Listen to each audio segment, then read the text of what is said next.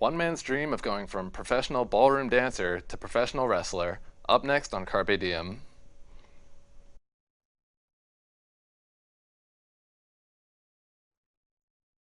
Hello everyone and welcome to Carpe Diem.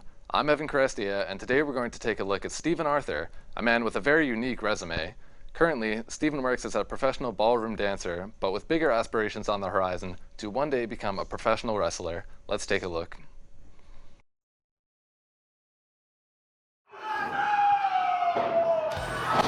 Professional wrestling is a multi-million-dollar industry that has been thriving for over 50 years.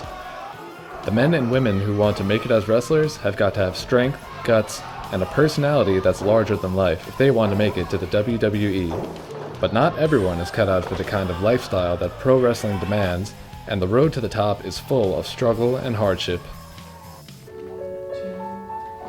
Meet 22-year-old Stephen Arthur. By day, he lives a normal life, working in his hometown of Roxbury, New Jersey.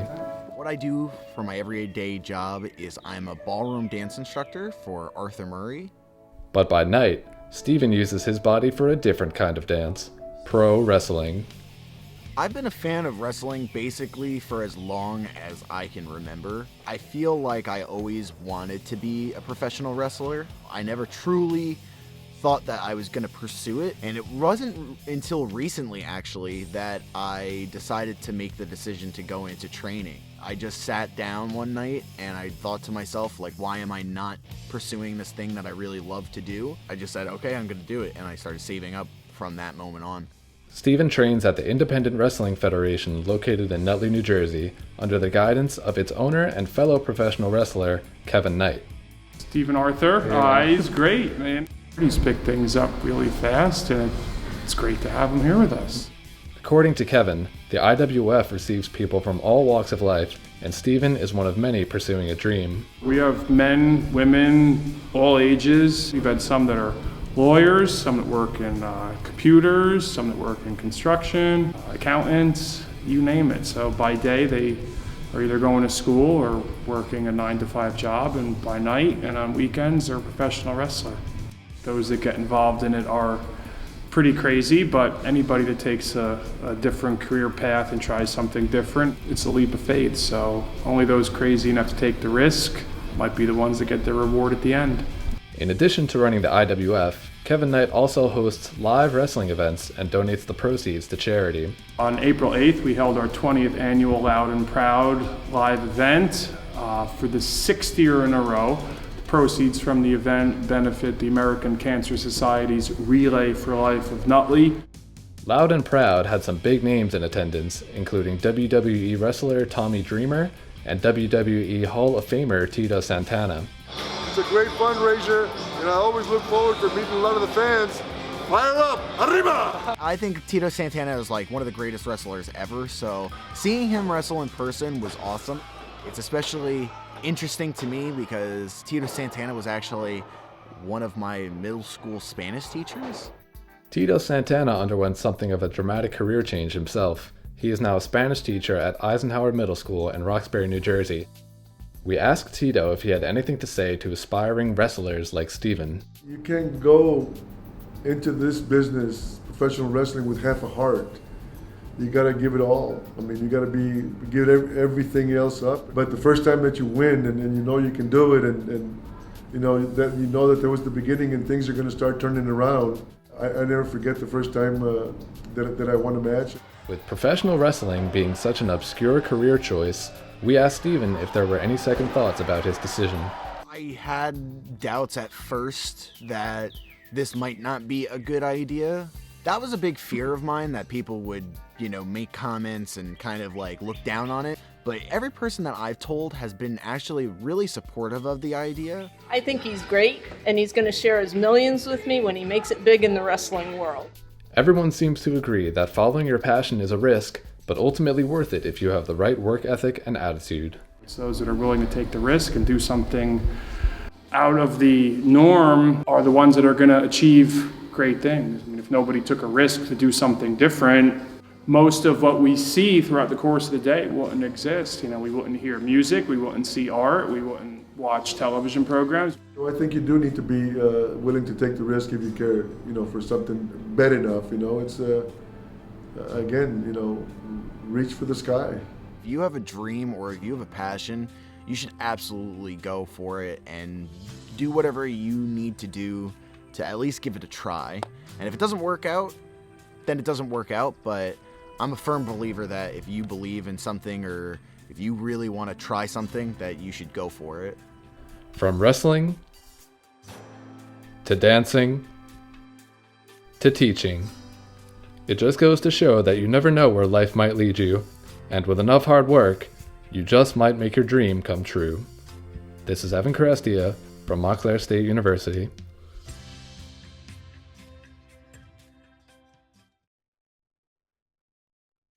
Joining us today is Greg Costanzo, Director of Career Services at Montclair State University. Greg, thank you for joining us. Yeah, pleasure to be here, Evan. So we just watched a story of a man who is trying to pursue something that I would say is an obscure career. What do you have to say to people like Steven who want to pursue something that's sort of outside the norm?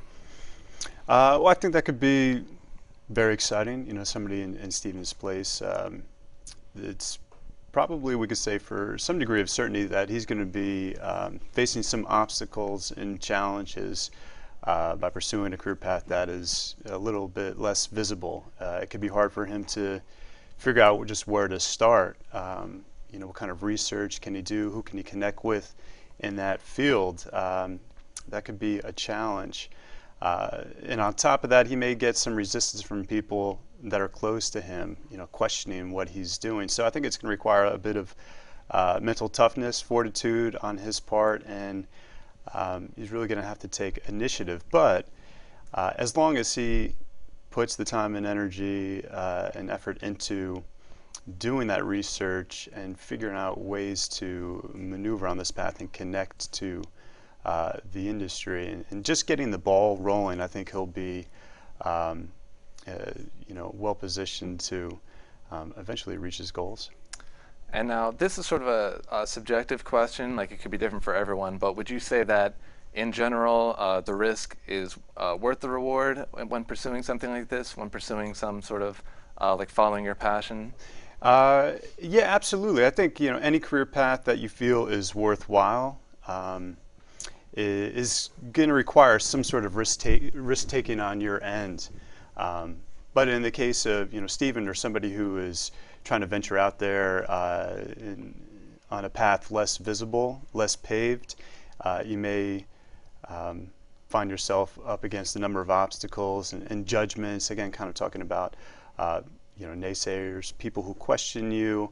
You're going to need to possess some sort of grit and determination and persistence to achieve those goals. So yeah, those less traditional, more niche career fields may require a bit more risk taking on your end.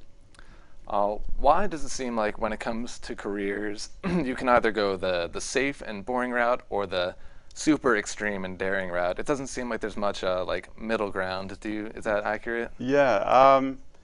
Well, when you say like the safe, boring route, what comes to mind for me, are jobs that are familiar to all of us. Careers in medicine and business, and law, education, engineering. These are,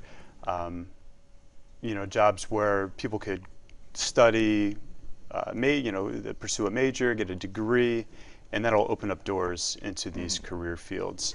And with these particular careers, they're associated with security and stability, and some even are quite lucrative. So there are degrees of kind of certainty when pursuing these paths, and I think with certainty comes comfort. And I think these are all reasons why people will kind of go down those paths and choose those careers. So for those that are pursuing less familiar career paths,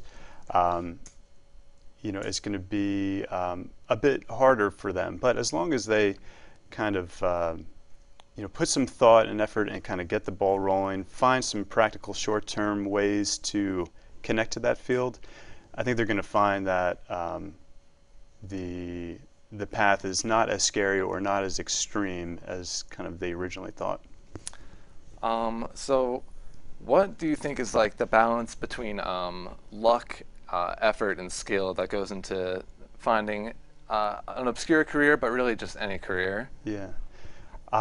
Personally, I don't put too much stock in luck. Like, I don't buy into it too much, you know. So, but work ethic, I think, is a quality that one really needs to possess in order to kind of achieve these goals. But you know, if you were to kind of do a survey and look at successful people, you know, probably many of these folks aren't the smartest or the most talented in their field, but they possess certain qualities, and I would say those qualities are work ethic and grit, persistence, you know, so they don't give up easily, they keep chipping away at their goals, and over time, because it's going to take time, rarely does, I think, success happen overnight for individuals. So you put in the effort and dedication, and you'll make progress towards your goals.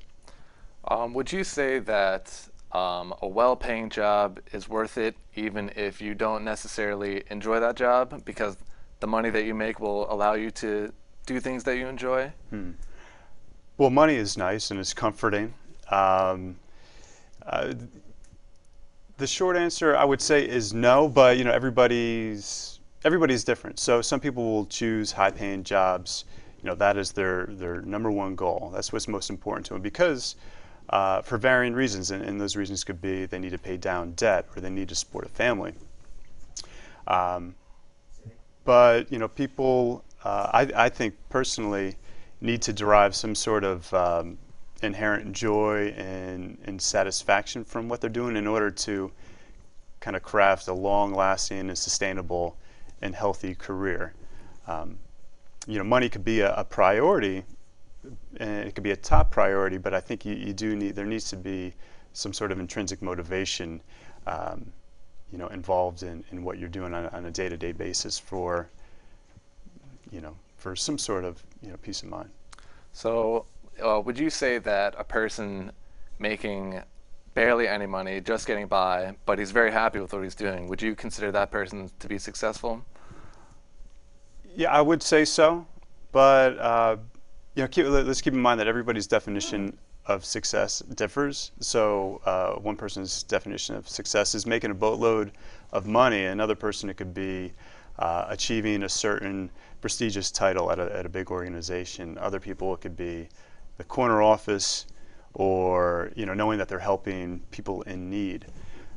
So you know, money is one, you know, definition, and not everybody prioritizes it the same way. So I think we have to ask ourselves, you know, how do we individually measure success?